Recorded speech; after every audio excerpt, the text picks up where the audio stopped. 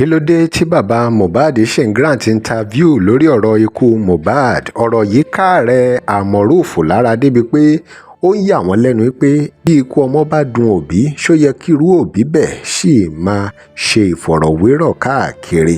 lórí ọ̀rọ̀ yìí ni ààrẹ ti wá kìlọ̀ fún àwọn ọkùnrin ọ̀ wípé ẹ̀yin ọkùnrin etí yín mélòó ẹ ṣí brain yín lẹ̀ o, kẹ́ ẹ mọ bẹ́ẹ̀ ṣe máa ṣe pàápàá tẹ́ ẹ bá ń tọ́mọ.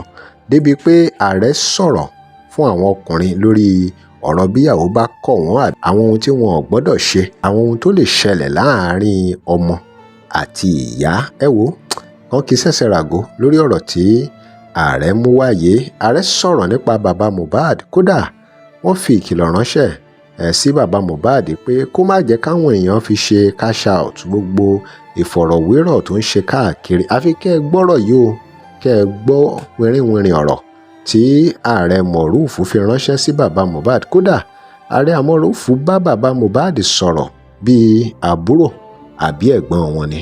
ẹ wo ọ̀rọ̀ yìí lágbára.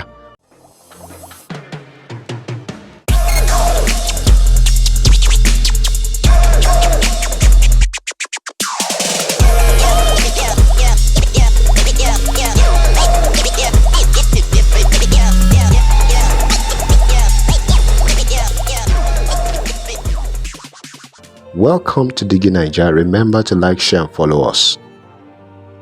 ọ̀rọ̀ lórí bàbá Mohbad ni mo fẹ́ sọ̀rọ̀ lé lórí again.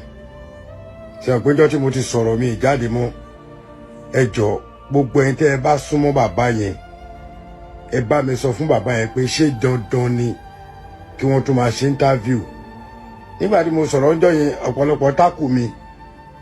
ikú ọmọ yìí ò dùn bàbá yìí, mò ń sọ fún yín, mo dẹ̀ ń tẹnu mọ́ fún yín. tó bá jẹ́ pé ikú ọmọ yìí dùn bàbá yìí ni bàbá yìí ò ní máa grant interview all the time.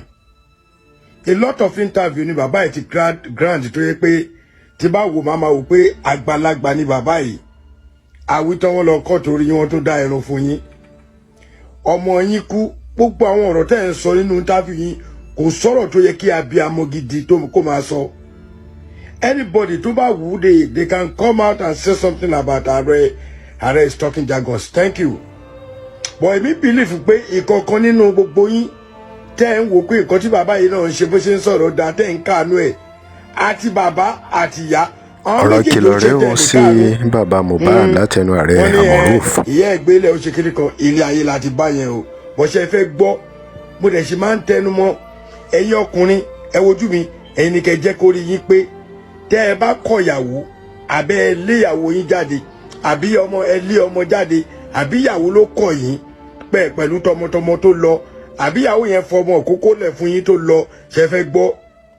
ṣe rí ẹ̀jẹ̀ tó ń ràn lára ọmọ sí ìyá ó wà powerful ni o ló ṣe rí bẹ́ẹ̀ títí wá ní pé ká tún sí ká dá sí ká dẹ̀ dìde. ọmọ yẹn lò bí oṣù mẹ́sàn-án mẹ́wàá mọ́kànlá nínú màmá ẹ̀ ẹ̀jẹ̀ ẹ̀ strong pẹ̀lú bàmá ẹ̀ ni. ibikíbi tí ò bá wù kí ìyá yẹn lọ ṣe fẹ́ gbọ́ ìjọ tí ọmọ bá ti mọ ibi tí màmá ẹ̀ wà á tún ṣe fún màmá ẹ̀ ju ìyá tó filẹ̀ tó sọ́fà lọ. bàbá tó ràn law school tó ń ṣe gbogbo ẹ̀ ọmọ yẹn ò ní ronú ẹ̀. ibẹ̀ ni mo ti ní kó rí ẹ̀yin ọkùnrin kó pé ní kẹ́ má tọ́jú ọmọ tó rọ́pò inú mi máa wò pé ṣáà ní tọ́jú ọmọ ẹ tọ́jú ọmọ bọ̀ ẹ jẹ́ kó rí yín pé ẹ lo 36 yín. nítorí pé mo rí pé bàbá Mohbad àgbàlagbà ni mi ìfẹ́ bu.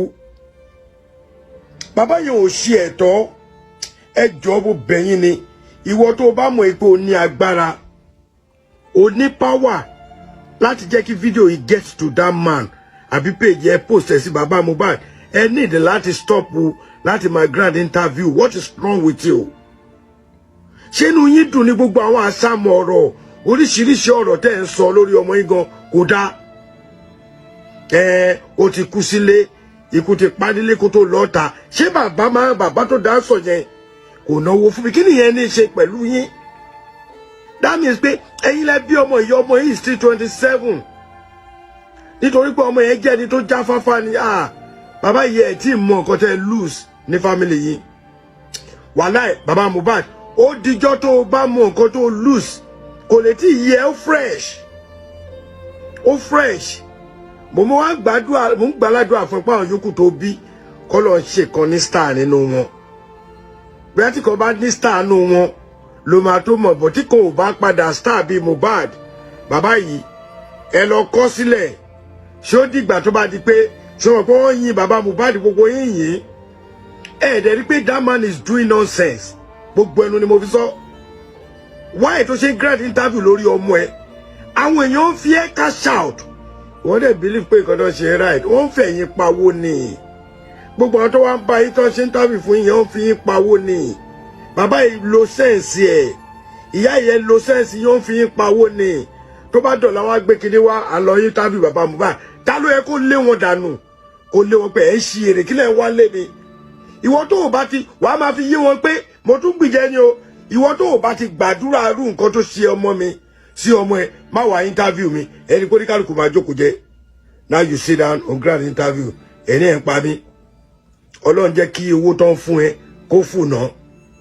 ọlọ́run jẹ́ kó rí owó yẹn ná owó tó ti gbà kó rí ná dáadáa ọlọ́run jẹ́ kó jẹ́ pé owó tó ná orí mọ́tò gidi wọ̀ tó o bá gun ọ̀kadà ṣòro àwọn ayé tó yẹn náà ni ẹ bá wọ ẹ wá wo bàbá Mohbad o òun lè lórí ọ̀kadà wọ́n á tún ṣe wọ́n á tún post ẹ̀ káwọn náà lè ní viewers tó bá gun ẹtu ẹ̀rọ mi sí títì táwọn ayé bá rí wọ́n á tún gun ẹgbẹ́ bàbá Mohbad látẹnu Ààrẹ Almaroof ẹ wù pẹ̀lú gbogbo tán ní àti òní kankan wọ́n á tún fi ẹ́ ṣe ẹ̀yẹ àbọ̀rọ̀ lásán fọmọlúwàbí o oní Mohbad tó yẹ pé àwọn èèyàn fọmọ tiẹ̀ cash out wọ́n fi cash out àmì ẹ má bínú wọ́n fọmọ ẹ cash out inú ẹ̀ dẹ̀ ń dùn wọ́n wá interview lọ́dún ẹ̀ wọ́n rí 20,000 15 wò mọ̀ pé the more bọ́ ṣe ń rí èrò yẹn the more ni Facebook YouTube or whatever ṣe ń sanwó fún wọn you don't think about it bàbá yìí lọ jókòó jẹ́jẹ́ àsìkò tó wà yìí àsìkò tó yẹ kó ronú ni bó ṣàdúrà ní sàárẹ̀ ọmọ yẹn ò lè jí mọ́.